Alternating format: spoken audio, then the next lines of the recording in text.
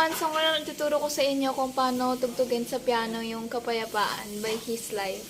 So unang tip lang natin guys, kapag nag-aaral kayo ng anything sa piano, anumang piece yan, o kahit intro lang, mahalaga yung pag-aral natin ng magkahiwalay yung kamay natin, which is yung right hand natin, tsaka yung left hand natin. Kasi pareha yan na kailangan na pa-practice.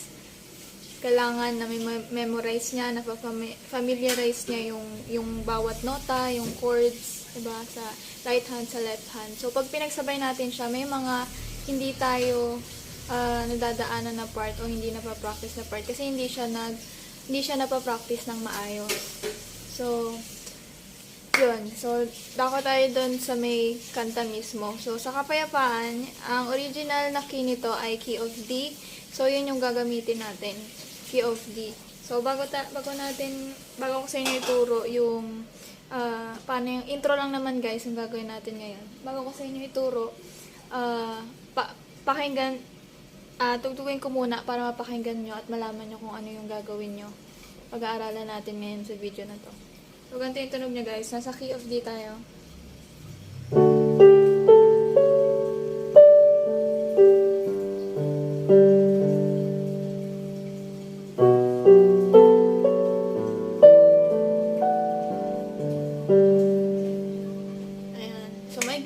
Gagawin natin. The rest kasi pwede na rin kayong although sa verse, meron pa rin na ganun.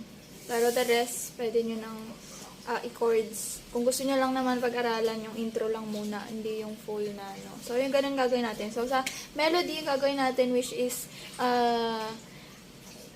yung ginagamit natin is yung sa right hand. So, melody, yun yung gagamitin natin sa right hand. Yung right hand natin. Tapos naman sa left hand natin, yung gagawin na sa left hand natin, magko-chords lang tayo. Okay? So, sa right hand natin, ang mga note na gagamitin natin para mabuo yung melody natin, yung sa first part, F sharp, G, A, C sharp, D, tapos G. So, yung tunog niya guys, ganito.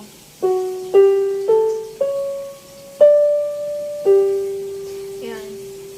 Tapos, yung pangalawang part naman natin, ganun ulit, F sharp, G, A, C sharp, D.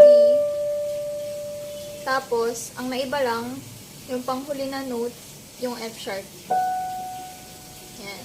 Sa kasunod na octave niya. So, ang tunog nun,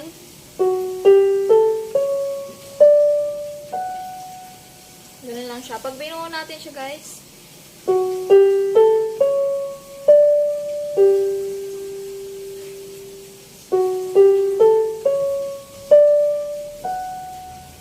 ayan.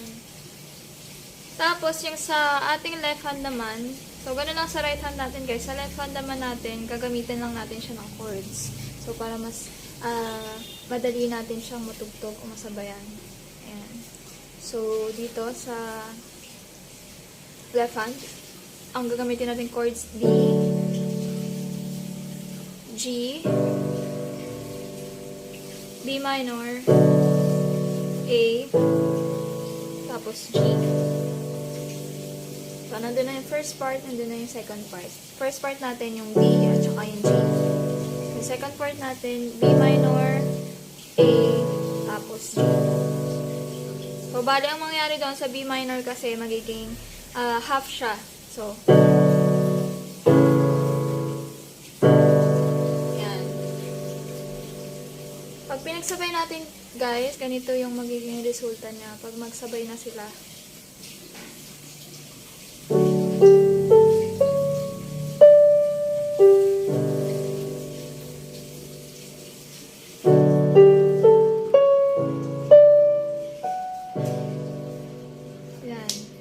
Nasa inyo yan guys kung paano nyo siya tutugtugin dun sa left hand natin. Kasi may iba pa tayong paraan ng pagtugtog ng left hand natin. Kahit naman sa right hand natin, pwede rin tayo mag-adlib. Kung mas napapractice nyo na yung mga ganong bagay. Kung tapos na kayo sa mga basics din, pwede kayo mag-adlib. So, nasa atin yun guys. So, Pwede natin siyang tugtugin ng iba-ibang style. Tinutukoy natin sa left hand lang muna, no? Sa right hand natin, iba din. So, dito lang, sapang dito. Kung paano natin ipi-play yung chords, nasa atin yun. So, pwedeng bagsak lang, diba? Paganyan lang.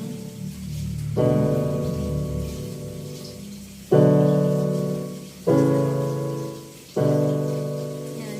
Or pwede rin natin siyang lagyan ng pattern. So, yung pattern kasi parang sa gitara, mayroong mga strumming pattern kung paano tutugtugin, paano magiging tunog. Pero, syempre, nasa loob pa rin yun ng ating tawag dito? Counting o tempo. So, pwede natin siya gawa ng pattern, pwede natin siya lagyan ng pattern.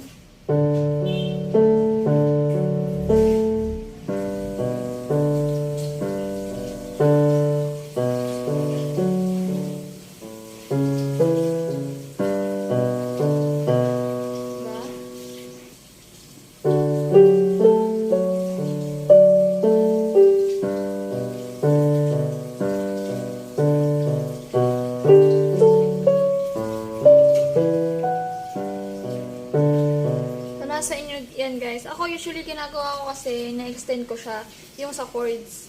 Bawa, ganito yung ginagamit ko. Hindi ganito, kundi yung extended version. Yan. Pwede natin gawin ganito.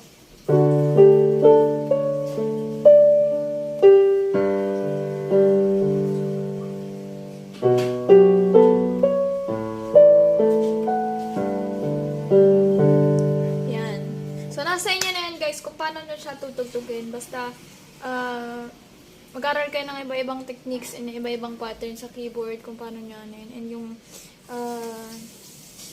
mahalaga din doon yung sa scale kasi doon din kayo makakapag-adlib. Pag sabi ng adlib kasi kailangan kahit yung adlib kailangan kasi nakapaloob pa rin siya doon sa scale. Kasi kung mawawala siya sa scale, mawawala sa tono yung pagpindot natin. Hindi pwede tayong pindot lang ng pindot dito. Kasi mawawala sa tono. So, dagdag na lang din yung scale kasi ng D major, which is yung key ng original, yung original key nito ay ganito. Yan. So, pwede nyo yan gamitin sa mga adlib-adlib. Kahit mag-iba kayo ng octave.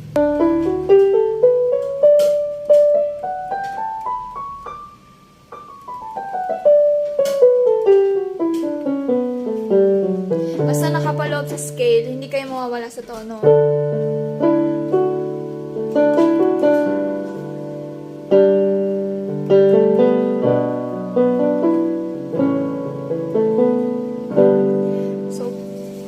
Yun, yung pag-aral ng scale. So, yun lang. Maikli lang yung inaral natin ngayon kasi intro lang naman yung pinag-aralan natin. So, may mga dinagdag lang tayo ng mga pwede nyong gawin o pwede nyong pag-aralan, pwede nyong i-practice. Yun lang. Kung yung mga suggestion kayo, yung mga request kayo ng mga kanta na pwede natin pag-aralan, comment nyo lang dyan. So, basta Christian song and para kay Lord. Yan. Titignan natin yan. Gagawin natin yan. Tulong niya. So, subscribe kayo guys sa ating channel para makita nyo kung meron tayong mga bagong uploads. Yun lang. God bless you.